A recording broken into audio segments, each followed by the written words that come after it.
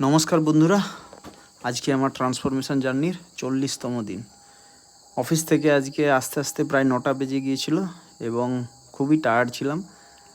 যাই হোক, অফিস থেকে এসে একটা গ্রিন টি খেয়ে বেরিয়ে গেলাম আমার ট্রান্সফরমেশন জার্নির যে চ্যালেঞ্জটা আছে সেটা পূরণ করতে। এবং সাথে ছিল আজকে আমার বাবিও। এবং বাবিকে নিয়ে এই চ্যালেঞ্জটা পূর্ণ করা কিন্তু ভালোই কঠিন। তোমরা দেখতেই পাচ্ছ যে মাঝে মাঝেই বাবি এক্সারসাইজের মাঝে আমার ফ্রেমের মধ্যে চলে আসছে।